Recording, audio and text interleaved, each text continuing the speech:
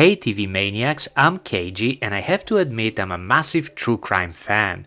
The puzzles, the contradictions, the psychology, the tiny decisions that somehow lead to unthinkable outcomes, I find all of that absolutely riveting. There's something about these stories that just grabs hold of my brain and refuses to let go. So today I'm sharing the true crime documentaries I've been obsessing over, the ones that don't just tell a shocking case, but pull you inside the mystery, the mindset, and the moments where everything went horribly wrong. I have 14 outstanding picks, let's jump right in. In a quiet Wisconsin town, a man is released from prison after spending 18 years behind bars for a crime he didn't commit. 2 years later, he is accused of murder, and this time the evidence looks airtight. Making a Murderer starts as a story about redemption and instantly becomes one about déjà vu, corruption, and how justice can twist itself into a loop you can't escape. Stephen Avery should have been a symbol of the system correcting itself. Instead, his exoneration turns into the first act of an even stranger nightmare. When a young photographer, Teresa Hoback, disappears, every eye in the county turns back to Avery, the man who just finished suing local law enforcement for his wrongful conviction. And when his teenage nephew Brendan Dassey is dragged into the investigation, the case becomes something bigger than guilt or innocence. It's about how power decides what the truth looks like. The deeper you go, the murkier it gets. Confessions that don't quite fit, evidence that appears at the perfect time, experts who sound certain until they aren't. By the time the verdicts come down, you're not sure whether you've watched justice at work or a machine eating itself alive. Every detail feels too improbable for fiction, and that's what makes it unforgettable. Watch it when you want a true crime story that doesn't hand you answers, it hands you questions you'll still be arguing about days later. In 1969, a young nun disappears from a Catholic high school in Baltimore. Months later, her body is found in a field, and the city moves on. Decades later, her former students can't. The Keepers begins with a murder no one ever solved and unfolds into something much darker, a story about power, silence, and the terrifying cost of speaking up. Sister Catherine Chesnick was 26. Kind, adored, and trusted by everyone. When she vanished, the people who should have fought for her went quiet.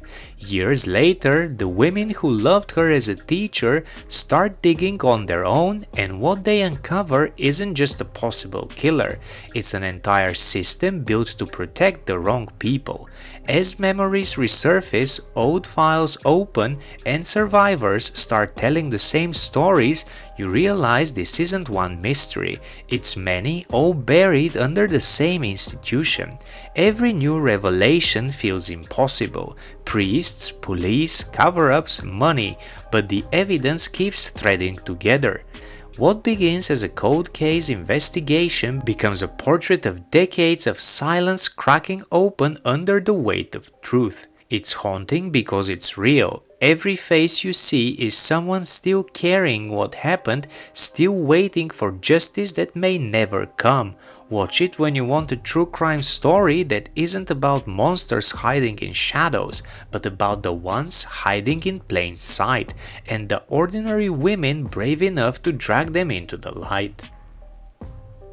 In 1981, thousands of followers of an Indian spiritual guru bought 64,000 acres of Oregon desert and tried to build a utopia. What they created instead was chaos. Wild Wild Country tells the unbelievable true story of how a peaceful commune turned into a political nightmare involving bioterror attacks, immigration raids, and one of the strangest power struggles in American history. At the center is Bhagwan Sri Rajneesh, a soft-spoken mystic with hundreds of Rolls Royces and tens of thousands of disciples. But the real force in this story is his secretary, Ma Anand Sheila, sharp, fearless, and unapologetically dangerous. What begins as a vision of spiritual freedom becomes an arms race between the commune and the local ranchers, the FBI, and eventually the US government itself. The deeper it goes, the harder it is to look away.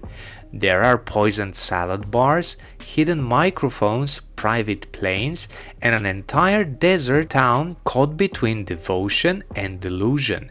Every episode feels like the line between faith and fanaticism dissolving in real time. It's not just about a cult, it's about what happens when belief meets power and how charisma can become contagion. Watch it when you want a true crime story so wild it borders on mythology, a tale of paradise, paranoia, and the moment good intentions turn into something unrecognizable. It starts with a video, a grainy clip uploaded by an anonymous user, a man killing two kittens on camera. Most people scroll past, a few don't. Don't Fuck with Cats follows the ordinary internet users who decide to find him, sparking one of the most bizarre and terrifying manhunts in the digital age. What begins in a Facebook group becomes a full-scale investigation that crosses borders, time zones, and moral lines. These amateur sleuths track every shadow and reflection, every piece of furniture, every clue the killer leaves behind, because he wants to be found. And as the trail widens, the game gets darker, the killer escalates, the clues multiply, and the question shifts from who is he to how far will he go. This is a documentary about the internet at its most obsessive and dangerous, where outrage becomes adrenaline and where chasing evil online means staring into it. Every episode feels like a descent into a digital labyrinth, fast, relentless, and unnervingly real. By the time you realize what kind of person they're really dealing with, you'll also realize how much you've been complicit in the same cycle of fascination and fear. Watch it when you want a true crime story that exposes the darkness behind our screens and the unsettling truth that monsters aren't just out there, sometimes they're performing for us. A young mother and her two little girls vanish from their Colorado home. No signs of struggle, no forced entry, just a husband on camera pleading for their safe return. American Murder, The Family Next Door tells the story of what happened next and how the evidence was there all along, hiding in plain sight.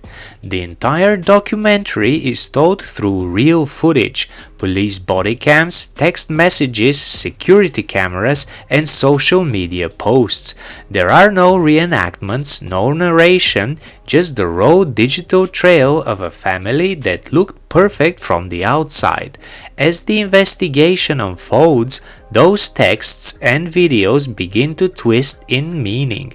Moments that once seemed ordinary start to feel ominous.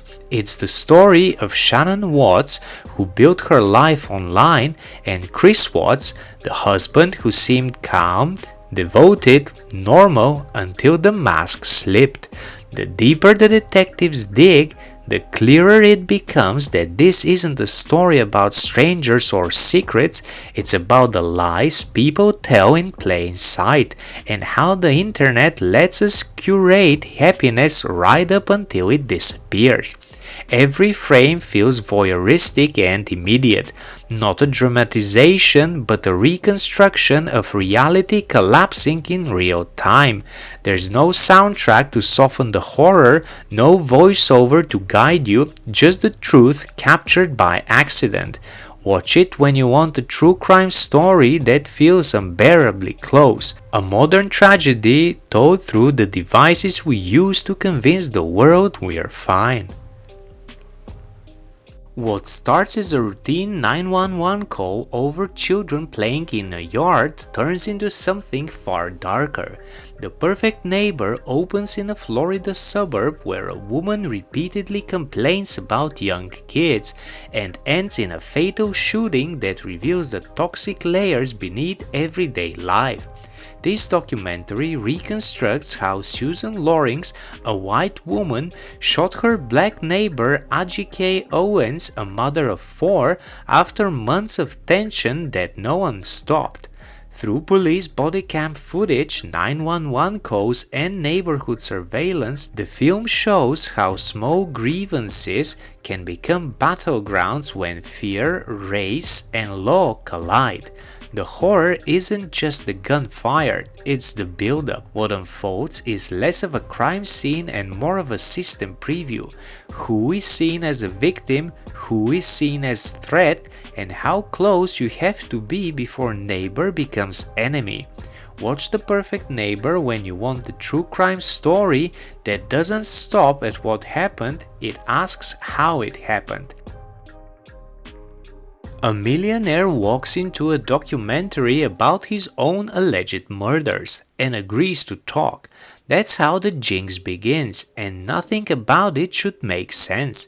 Over 6 episodes, the series follows real estate heir Robert Durst, a soft-spoken, unnervingly candid man connected to 3 deaths across 3 decades, and somehow never convicted of any of them. The story moves through missing wives, floating bodies, forged letters, and a trail of money and privilege that seems to bend the law around him. Every time you think it can't get darker, Durst sits down for another interview and calmly proves you wrong. The brilliance of the Jinx is that it feels like you're watching someone confess in slow motion, but you don't know what to until it's too late. Then, almost a decade later, comes the Jinx Part 2.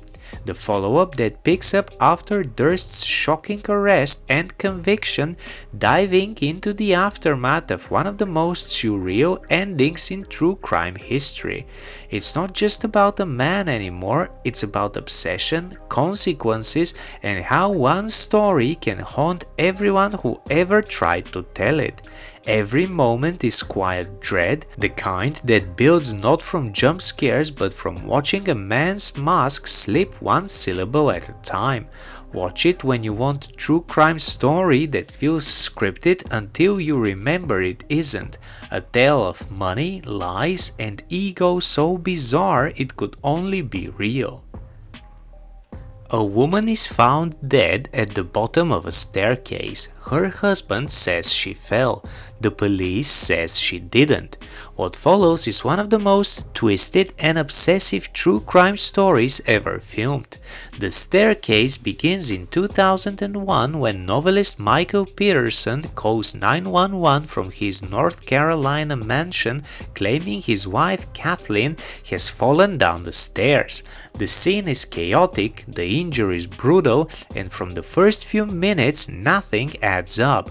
Was it an accident, a murder, or something no one had ever seen before? As the investigation unfolds, every new discovery turns the story inside out. Family loyalties crack, secrets surface, and one bizarre theory after another tries to explain what really happened on those steps. What makes this case unforgettable is the access. Cameras follow Peterson, his lawyers, and his family through years of trials, appeals, and revelations, showing how the story keeps changing even for the people living it.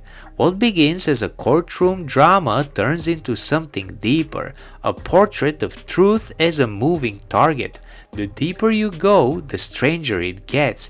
Evidence contradicts itself, motives blur, a parallel death appears on the other side of the world. You start thinking you've solved it, then realize you've only learned how easily it is to get lost inside someone else's story. Watch it when you want a true crime documentary that doesn't just tell you what happened, it traps you in the same uncertainty that's been haunting everyone involved for over 20 years. A self-help program promising empowerment, a charismatic leader with a secret agenda, and a group of young women who thought they were joining a community, only to realize they were being groomed for something darker. Seduced inside the NXIVM code is the inside story of how a life coaching seminar became a global sex trafficking operation hiding behind smiles, mantras, and good intentions. At the center is India Oxenberg, who entered NXIVM in her teens and spent years trapped in Keith Ranieri's inner circle, branded, controlled, and convinced that obedience was strength. This isn't a documentary about rumors, it's a first-hand account of how manipulation works step by step, belief by belief, until you no longer recognize the person staring back at you. Every episode strips away another layer of the organization's polished exterior, mentorships that become surveillance, therapy sessions that become leverage, empowerment exercises that become punishment. The more India explains, the more terrifying the simplicity becomes. No monsters in the shadows, just a structure designed to break you quietly. It's one of the rare code documentaries told from the perspective of someone who escaped and lived to analyze it. That clarity makes the story even more chilling. How smart people can get trapped, how easy it is to confuse devotion with purpose, and how long it takes to rebuild your life after you're given it away piece by piece. Watch it when you want a true crime documentary that pulls you inside the machinery of a code and shows you how indoctrination happens not in a moment but in 1,000 tiny choices that suddenly add up to a prison. A teenage boy is found dead in his truck from carbon monoxide poisoning.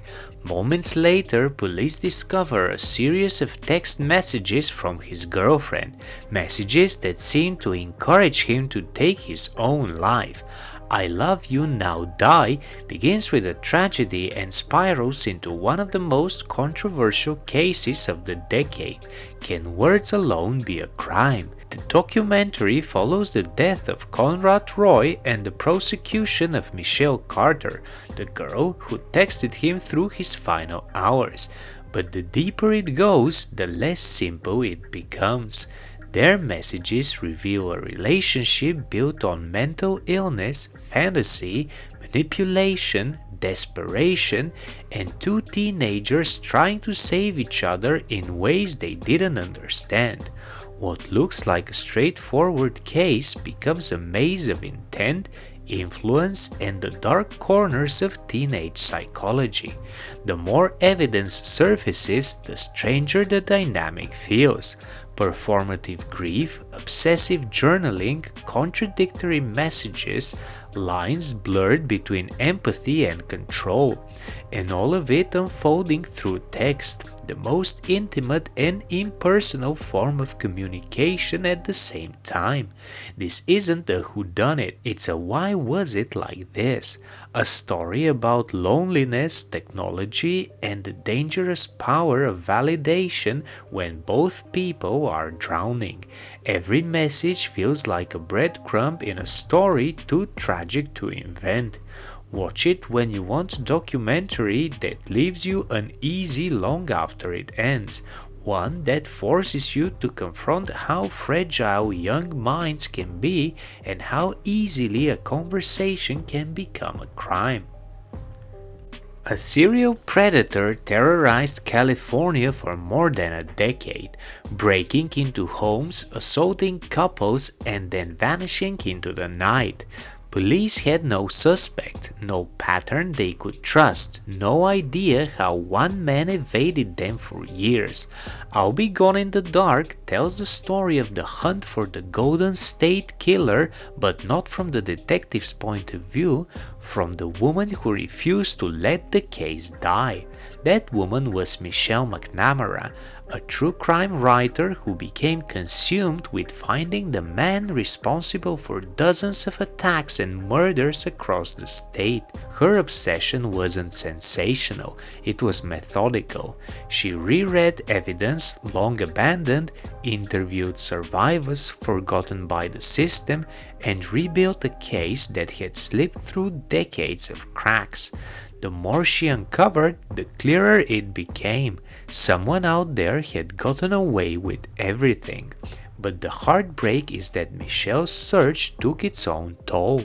The documentary weaves together the crimes, the investigation, and Michelle's growing fixation, showing how chasing darkness can swallow you whole, even when your work brings others into the light. The footage is chilling in its simplicity. Quiet suburban streets, grainy police files, survivors reliving nights that never ended. And yet the story goes somewhere no one expected, toward the real arrest that finally closed one of the most infamous cold cases in American history. Watch it when you want a true crime story that's more than a mystery. It's a portrait of obsession, trauma, and the extraordinary determination it takes to bring a ghost into the daylight.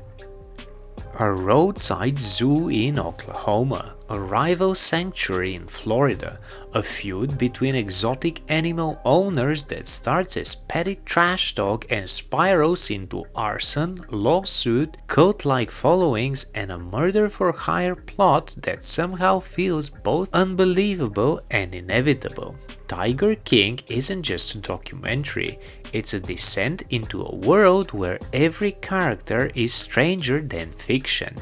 At the center is Joe Exotic, a big cat breeder with a bleach blonde mullet, a country music dream, and a temper that burns hotter than the tigers he keeps in cages. On the other side is Carol Baskin, an animal rights activist who becomes his obsession. Their rivalry escalates from online jabs to courtroom warfare until both their lives become tangled in a story that feels like a fever dream with a criminal record. But the real hook isn't the feud, it's the world behind it. Zoo employees living on near nothing, tigers traded like collectibles, missing husbands, suspicious fires, and a cast of characters who walk the line between victim and villain so often you stop trying to sort them. Every episode introduces someone new who feels like they belong in a different documentary entirely. It's chaotic, morally messy, and impossible to look away from. A portrait of obsession, exploitation, and the way ego turns people into versions of themselves they don't recognize. Watch it when you want a true crime documentary that feels like a circus on fire, outrageous, unsettling, and absolutely unforgettable. 8 years old. Covered in bruises, found barely alive in his Los Angeles home after months of torture no one stopped. The trials of Gabriel Fernandez begins with a tragedy and unfolds into a question that still feels unbearable. How did an entire system look away? When Gabriel dies, the investigation doesn't just target his mother and her boyfriend. It reaches into social services, law enforcement, and the courts that ignored every warning. Over 6 episodes, the documentary exposes the bureaucracy that failed him, the teachers who tried to save him, and the haunting paper trail that proves how many chances there were to intervene. What makes it so disturbing isn't the violence itself, it's the calm repetition of failure. Every report filed, every visit skipped, every meeting that ended in nothing. by the time justice arrives, it's already too late. The show doesn't offer comfort or resolution, it just lays out how indifference turns into complicity. There are no stylized edits here, just raw interviews, courtroom footage, and the kind of silence that fills a room when truth lands. It's the rare true crime story that replaces fascination with outrage. Watch it when you want a documentary that demands you sit with the question that matters most. Not who killed Gabriel Fernandez, but how many people helped by doing nothing. A pizza delivery man walks into a Pennsylvania bank with a bomb locked around his neck. He says he's been forced to rob the place. Minutes later, he's dead, and no one can explain what just happened. Evil Genius starts with that moment and then unravels a story so strange it feels like fiction written by someone who hates happy endings. The investigation leads to a tangle of eccentric suspects, coded scavenger hunts, secret relationships, and a woman so manipulative she seems to exist just to test how gullible everyone around her can be. Her name is Marjorie Dale Armstrong, and as the pieces fall into place, she becomes the gravitational pull of the entire case. Brilliant, unstable, and possibly the mastermind behind one of the most twisted crimes in American history. Every new detail makes the story stranger. Homemade contraptions, letters full of puzzles, and a trail of accomplices who can't even agree on who was really in control. The more the FBI digs, the less it looks like a clean-cut case, and the more it starts to feel like everyone involved was both a victim and a perpetrator. It's darkly fascinating, deeply unsettling, and unforgettable. The pacing feels like falling down a spiral, slow, hypnotic, and impossible to climb back out of. Watch it when you want a true crime story so bizarre and chaotic it couldn't possibly be fiction. A heist, a mystery, and a human tragedy all locked together like the bomb at the center of it. And that's it, some of the most haunting, bizarre and addictive true crime documentaries ever made. If you've watched any of these already, tell me in the comments which case kept you up the longest or which one I missed. If you're new here, I'm KG, this is Watch This Instead. I help you cut through the noise and find the shows, movies and documentaries that actually earn your attention. If you enjoyed the video, hit the like button, share it with a fellow TV addict and subscribe for more riveting weekly recommendations. Thanks for watching, happy binging, I'll see you in the next one, and remember, sleep is optional when there's one more episode.